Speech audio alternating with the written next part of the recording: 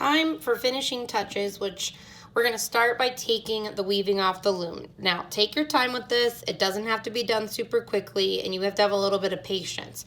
So we're going to actually flip to the back of our loom, and we're going to start at the bottom, and we're going to take off all of these little white things, which have now become loops when you take them off, like you can see here. So just very gently, I'm going to take my needle, and I'm just going to kind of try and get underneath it. And I'm going to just slide it off.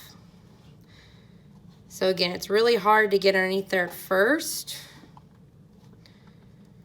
Kind of just, once you're underneath, it's pretty easy. You just slide it off. Please don't try and bend these other than like how they're just naturally bending and kind of moving back and forth. So just, again, just slide it off.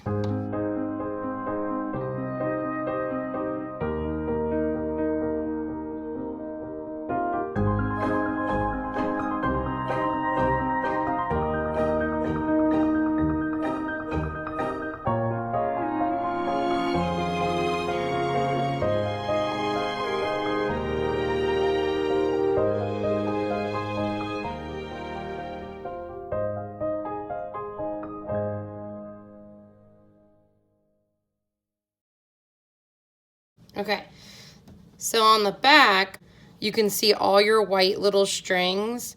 Just be really gentle with them. So then up here, this is gonna be really easy now to take all these off because the tension's already gone. So just very, very gently. You don't have to like bend it or anything like we did down here.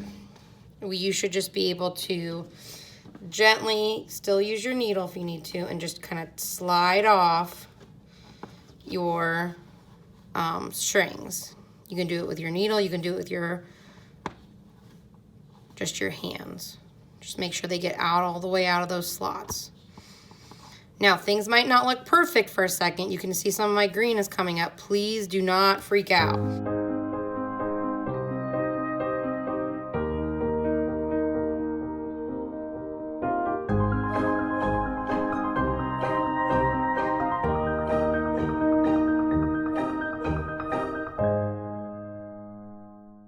So as far as your loom goes, go ahead and take your name off of it and then give it back to Mrs. Cantrell or I, and we'll keep them for next semester's kids. So now you have kind of an ugly looking top here. So that is where this comes into play right now. This kebab stick looking thing. It's called a dowel rod, and something that you guys can do, if you don't like just the natural color of the dowel rod, you can use Sharpie marker, not Crayola, Sharpie marker, and you can color the whole thing. The reason that Sharpie marker works the best is because it's an alcohol-based marker. So if you'd like to do that, make sure you do it before you start. Now basically what's going to happen is you're going to thread your loom. So you're going to ignore these end pieces for now.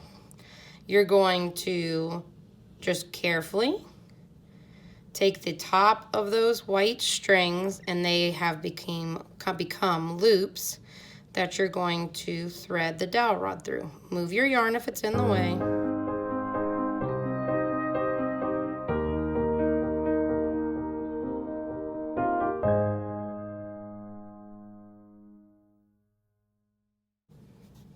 And I'm just gonna move these things to the center. I'm gonna kind of figure out what I need for my weaving. So since I have this weird spacing, I'm just gonna push up my green, because my green's already like a little bit tight. So you don't have the same tension that you had when the warp strings were on the loom.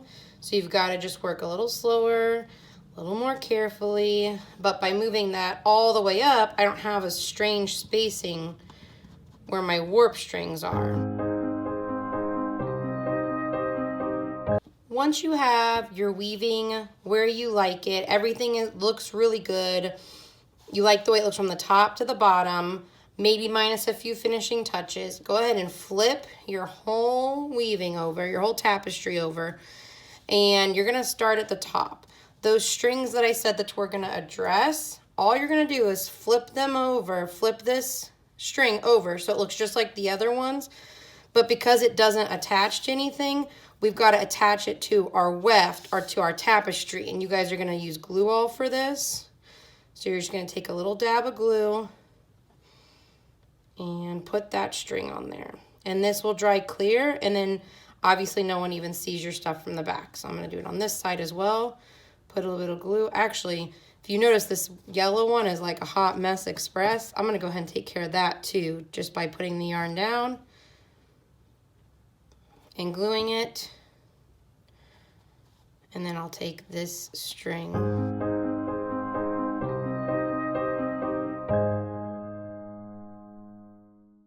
So some other places that you might want to address is if you had like a really bad knot, or if you had a knot that's just like not staying in place, you can cut it. And then on the back of the knot, like where it's attached to the warp string,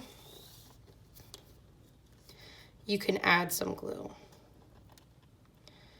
and kind of smooth it out. That way, you know, even if that knot continues to unravel, it's not going anywhere because the knot is attached to the warp string.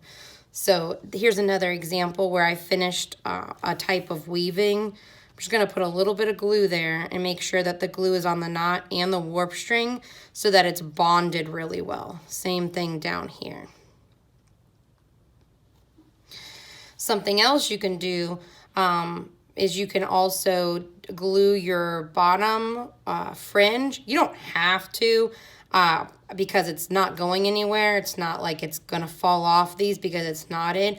But if you want it to stay exactly where it's put, like say you wanted it to be really far up on your weaving and you wanted to pull your strings and put glue and glue there, you could. But I don't mind where mine's at. I have a little bit of room to breathe. So, oops, look what I did. So when you're on this step, it's important that when you're done gluing that you leave the glue facing up so it can dry. Once all your glue is dried, your weaving tapestry is officially done, and it's not going anywhere because you did all that extra securing on the back. Awesome work, guys.